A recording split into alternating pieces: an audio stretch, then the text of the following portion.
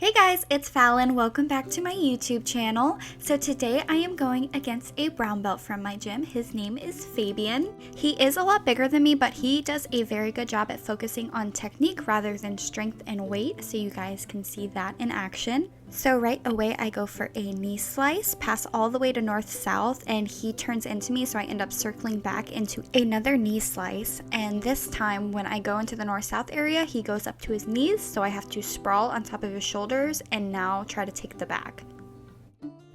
He does a magnificent job at continuously moving though, so I wasn't even able to take the back, so I took his arm and dragged it to the floor to secure side control. Then I went to knee on belly and tried to transition into mount, but he caught me in half guard. So now I'm trying to use my flexibility as an advantage and walk that leg up in order to secure a mount position. I don't trust myself being all the way in mount because he is bigger than me. He can probably just lift my hips up and get back into half guard, so I kind of stay in an S mount position. And as you see, an important detail is that I grab the underhook on that far side arm. This detail, for the most part, prevents the opponent from being able to hip escape away from you. However, he just rolled onto his side, so I disengaged completely. In hopes to maintain a dominant position, he locked a quarter guard and tried to roll out of it, so I just followed him and ended up taking his back. And right away, you always want to start attacking the neck. That way, their main concern is not getting submitted, so they'll be focusing on defending the neck rather than escaping your back control. But as you get up into the higher belt levels, they are able to do both at once. So you see Fabian did a great job at protecting his neck and also hip escaping out of the back control. As he escaped, I tried to recover by getting full mount, but he ended up getting quarter guard. So right away, I tried to knee slice in hopes of getting a side control position back. However, he was able to lock that half guard very well. So my main concern here is I'm trying to keep him flat on his back because the more he can turn into me, the more he can do with his half guard. As you see, I'm also attacking that far side arm, trying to get a Kimura, just to make him think about defending more things at once. So I am able to get my leg out of his quarter guard and into side control because I'm attacking that far side arm. So here I'm either looking for a Kimura or an inverted triangle, but he's doing a very good job at keeping his shoulders flat to the floor. He goes to roll into me. I hop over to the other side by windshield wipering my leg across his body and roll to a back take. So as you see here, I'm pushing that right side arm. I'm doing this to just try to get him less defensive on his neck so I can really sink in a choke. So I'm hoping I'm able to push one of his arms past my waist. That way I can throw a leg over it and hook behind his back. That way it'll be his one arm defending, my two arms going in for a choke. So I'm trying to be very active with my feet, acting as hooks, but as soon as I see the proper angle, I go to throw an armbar instead. And the most important part was I was able to grab wrist control before he was able to lock his hands together, so I was able to finish a smooth armbar without struggling trying to break his grips. Especially being a smaller person in body structure, it's always very important to me to act quick and use my speed to try to ensure that I get positions like that before they're able to properly defend it. Alrighty, so now I am passing guard, so I automatically go into a long step pass, get side control, but I do not stay long. I end up windshield wipering my leg across his stomach in order to get mount. And right away, I am submission hunting. As you see, I'm opening my lapels up, that way I can use them to choke. So I am throwing one lapel over the side of his neck, and now I'm going to rotate clockwise to ensure that choke is getting nice and tight around his neck. And I start doing knee on belly, knee on neck, just to try to increase the amount of pressure that he's experiencing.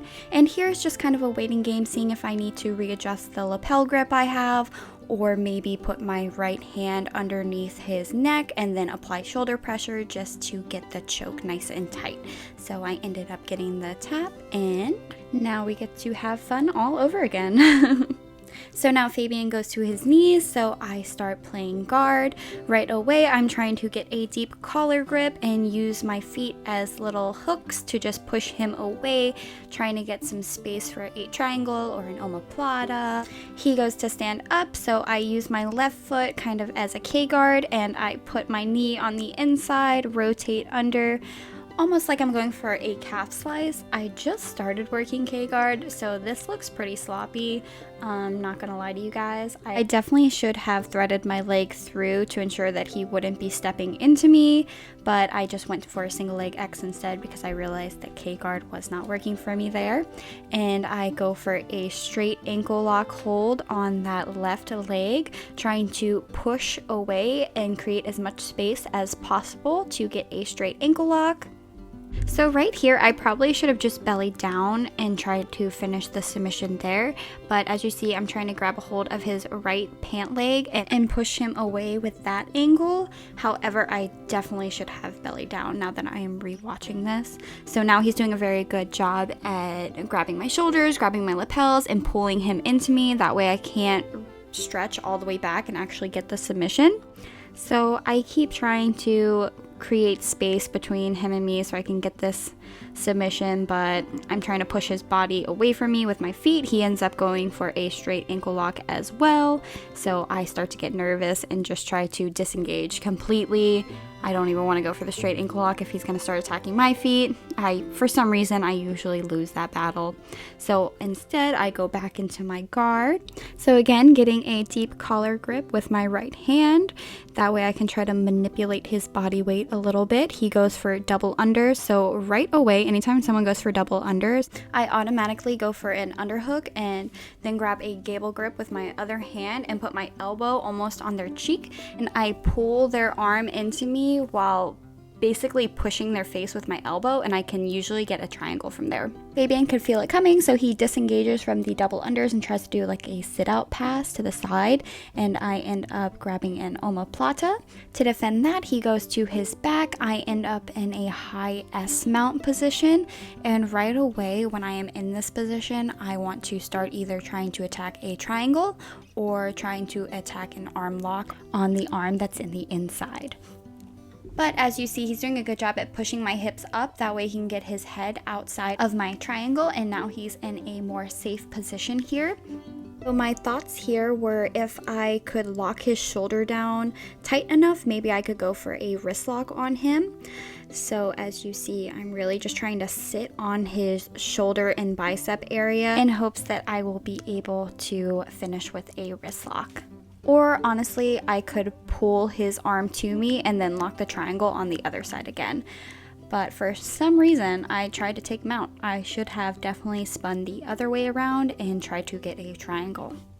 So now Fabian has deep half on me, locked down pretty good. So my defense for deep half is honestly just to do a split on top of the person. And I'm pretty sure Fabian just said not fair, and that's why I'm chuckling right there.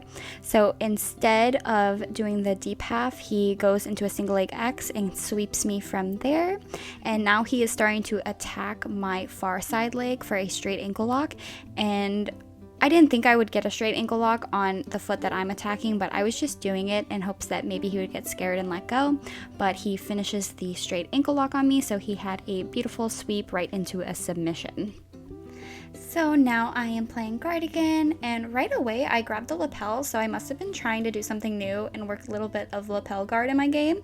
So I get De La Hiva guard, and as you see, I put all of my weight on top of my shoulder. That way I can lace my leg as far as possible. And I'm going to thread my other leg on the inside of his and try to take the back. However, he went forward, so I just followed him. Went straight to knee on belly, trying to attack the neck or a far side arm.